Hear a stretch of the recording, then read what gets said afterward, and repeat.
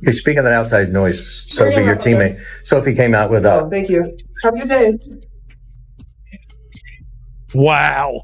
I was going to bet all the money in the world that it was this old gal right here on the left that follows everybody around that shut this thing down. You created another controversy.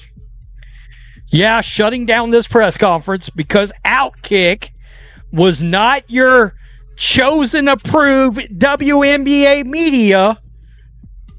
You just created another controversy. Yeah, I mean, I don't know that I would say that I'm educated enough from a scientific standpoint. Not sure what education has to do with this, to be honest. Not sure what education has to do with it. It's absolutely getting out of control. It's getting out of control now. Portland Fire head coach Alex Sarama is under fire. Stephanie White is being heavily criticized as well for their comments in regards to men. People who are born as men that transition being able to play in a women's league. Okay. And these coaches are trying to tiptoe around it. Stephanie White got asked a simple question about her own player, and instead of answering it, she got up and left the room, leaving Sophie Cunningham to deal with the fallout completely alone. Coach, there was a rally before the game, an anti-trans rally before the game, inspired by Sophie Cunningham.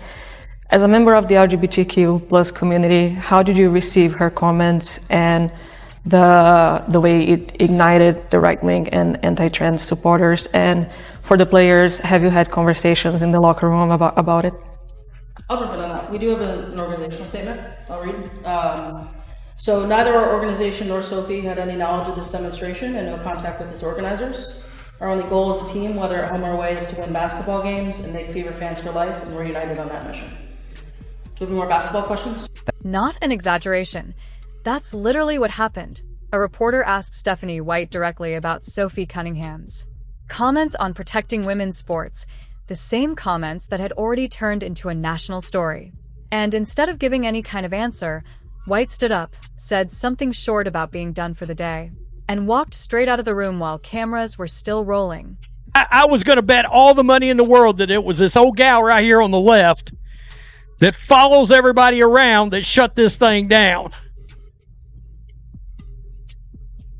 You created another controversy. Yeah, shutting down this press conference because Outkick was not your chosen, approved WNBA media. You just created another controversy.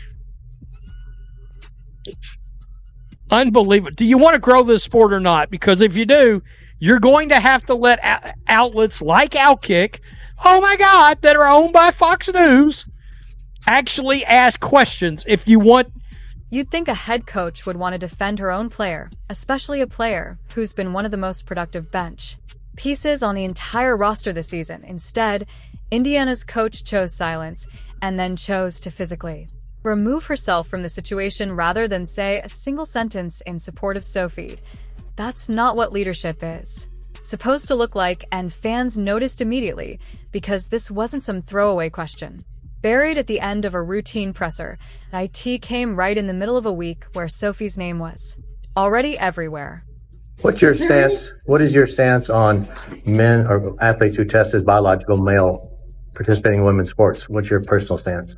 Yeah, I mean, I don't know that I would say that I'm educated enough from a scientific standpoint. I don't ever believe that exclusion is an answer. I just don't. I do think, when we think about various levels of sport, various governing bodies of sport and things that go into that, like I said, I'm not educated enough at the different levels. I know growing up, I played with the boys all the time. So there weren't girl sports. Would you welcome a biological male in WNBA? Again, it's like, I don't know, when we talk about biological male and scientifically where we are, I think it's a totally different scenario. As I said, I'm not educated enough in terms of transgender and transitioning to give you a smart answer. I would say, though, that I just don't feel like exclusion is an answer, and I think that we need to have deeper, more layered conversation. The question itself wasn't complicated. A reporter simply asked Stephanie White what she thought about. Sophie's comments regarding fairness in women's sports, comments Sophie had already stood behind twice in previous interviews. With it wasn't a trick question. IT wasn't designed to embarrass anybody. IT was the most basic thing a reporter could ask a coach about. A player who'd been front and center in the news all week. And any coach with a working relationship with her locker room should have had an answer ready to out. Nothing about reading a smart answer. It's literally a yes or no question. So you give a yes or no answer. It's not hard. This is the issue. We're overcomplicating some of the most simple, basic life fundamentals when we have this conversation. And you just see Stephanie White sweating. You see her squirming. You know internally her clock sped up. Yeah. Stephanie White, just a whole lot of word salad right there. And White had every opportunity to give a safe, boring, coach speak answer. She could have said something like, I support all my players and their right to speak, and moved on with her day. Nobody would have blinked twice. At that, instead, she froze up, gave a clip non-answer, and then walked away from the podium entirely, leaving the room half confused and half annoyed at what they'd just watched unfold in real time.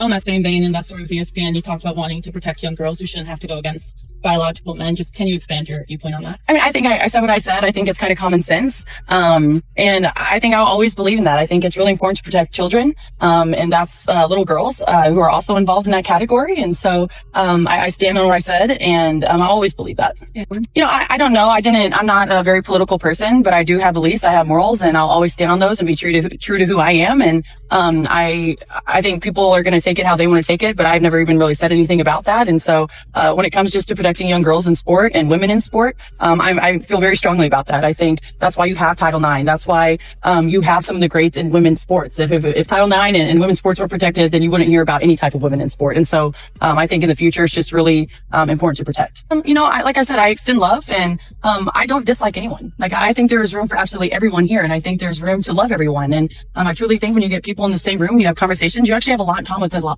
with a lot of people. And so I'm there to love. But I'm also there to love biological women, and I think that there are rights that need to be protected. And like I said, I'm going to stand true to that. I'll never falter in my beliefs in that, but I have never once said I hated the trans community. Like I said, I think there's space for everyone. Sophie Cunningham didn't call anyone out by name. She didn't attack a teammate or a rival player. A reporter asked her a direct question during a profile piece, and she gave a direct answer, saying she wants to protect the integrity of women's sports and make sure competition stays fair for the athletes it was built for. That's the entire controversy. Nothing hateful, nothing reckless, just an athlete saying what a lot of fans already quietly believe. She said it's part of a growing league, but we have to be able to insulate. So are you not welcoming people into your league that have differing views? Point of fact, this coach herself came out and said, no, I don't want you as coach. By the way, you can tell. You notice she hasn't come out and said, if you're not in blah, blah, blah, I don't think exclusion's the answer. But she's not pushing fans away anymore either, which I think is rather interesting. I'm not giving her any credit at all, because what do you mean by science? He asked you point blank, biological males should be allowed in the WNBA, yes or no? You gave a bullshit coward answer. There's something about watching a grown adult, a head coach with a national platform, physically leave a room rather than say one supportive sentence about her own player that just doesn't sit right with people. It's not a good look for her, and it's an even worse look for the organization she represents. Coaches get asked uncomfortable questions all the time. Walking out isn't how professionals handle that. Here's the part that makes this whole thing sting even more. This wasn't the first chance the Fever organization had to stand behind one of its own players this season. Caitlin Clark's dealt with her own version of being picked apart by media and rival players all year. Ever since she stepped into the league as a rookie, and the front office has been noticeably quiet on defending her too whenever things got uncomfortable. I just don't understand why Sophie Cunningham keeps getting crap. I mean, here's the thing. Like, I get it. It's over politics and whatnot. But here's my problem with sports now, is I remember there was a time where everyone agreed, regardless if you were one side or the other, we're gonna watch sports that just completely ignore politics and get away from it. To put aside our differences and just be honestly civilized with one another. Because I can say from experience, I have different beliefs than probably a lot of people, a lot of you guys who are watching. But that doesn't matter because I still love all people and I value everyone's opinions. As we all should, but honestly, that's just not how today's day and age works. So there's that. But also, I don't think we harp on people for voicing an opinion opposite to ours if they're a celebrity. But then if they voice the same opinion as us and they're a celebrity, we don't say anything. I mean, I can say certainly if any celebrity says something that I don't agree with, I'm not really gonna care. Because the fact of the matter is, their opinion isn't any more valid than ours. She's not educated enough on it. She kind of tried to stay away from it. And now she's getting blasted for it. And you are putting coaches in a situation, you got to understand, this is nasty. These are people, they're here to coach basketball. And they're not going to risk losing their jobs to get in front of a podium and say, yo, I don't think men should be playing against women. I don't think men should be playing in a women's league. They're not going to say that. And they are now being put in a situation to where anything they say is not good enough if they don't say they believe that men should be able to play in a woman's league. If they don't say that, it's a problem. And this is just getting out of control. We got to get into what they had to say. Welcome to Keep the Vision. Make sure you. So when Sophie needed the same kind of backing, the pattern just repeated itself. Once could be an accident.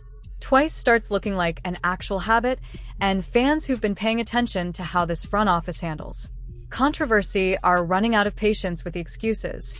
You can only chalk up so many no-comment moments to coincidence before people start asking whether this coaching staff actually has their players' backs at all, or whether they'd rather just wait for stories to blow over on their own.